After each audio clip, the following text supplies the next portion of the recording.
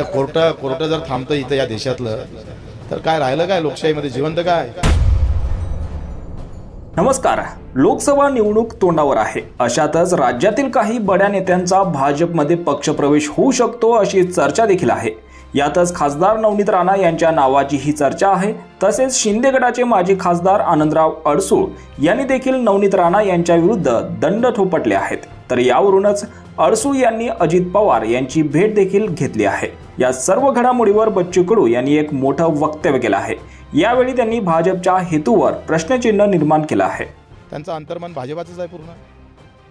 पहिले ते राष्ट्रवादी काँग्रेसच्या याच्यावर पाठिंब्यानं निवडून आल्या तेव्हा निळा हिरवा भगवा असं घेऊन लढत होते. आता त्या हिंदू शरणी झालेल्या आहे. तुम्हाला माहीत आहे हा दिल्लीचा विषय आहे. राज्याच्या लोकांच्या हाती किती आहे तुम्हाला माहीत नाही. त्यानं दिल्लीवरून काय होईल त्याच्यावरच आहे सगळं. नाही तर एवढा मोठा निकाल थांबला असता का? इथं कोर्ट जर थांबतं इथं या देशातलं तर काय राहिलं काय लोकशाहीमध्ये जिवंत काय?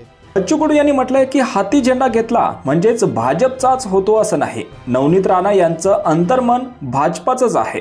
आधी नवनीत राणा या हिरवा भगवा आणि निळा झेंडा घेऊन लढत होत्या. आता त्या भगवा झेंडा घेऊन फिरतात. हिंदू शेरणी झाल्या आहेत. भाजप हे आता नवनीत आणि रवी राणा यांचा युवा स्वाभिमान पक्ष संपवणार आहे. तसेच अडसूळ आणि नवनीत राणा यांच्या उमेदवारीबाबत बोलताना त्यांनी म्हटलं आहे की हा दिल्लीतील नेत्याचा विषय आहे. राज्यातील नेत्यांच्या हातात काहीच नाही. दिल्लीवरून काय होईल त्यांच्यावर आहे सगळं. नाहीतर एवढा मोठा निकाल थांबवला असता का? इथं जर कोर्ट थांबतं तर या देशातलं त्यामुळे लोकशाही कशी जिवंत आहे असा प्रश्न देखील बच्चू कडूंनी उपस्थित केला आहे. त्यामुळे शिवसेना निकालासंबंधित देखील बच्चू कडूंनी यावेळी मोठं विधान केलं आहे. त्यामुळे महायुतीत असून देखील बच्चू कडू यांच्या या विधानाची चर्चा होत आहे. यावर तुम्हाला काय वाटतं? तुमची प्रतिक्रिया कमेंट बॉक्समध्ये नक्की कळवा. आणि असेच राजकीय घडामोडी पाहण्यासाठी चॅनलवर नवीन असाल तर सबस्क्राईब करून बेल आयकॉन दाबून विसरू नका. धन्यवाद.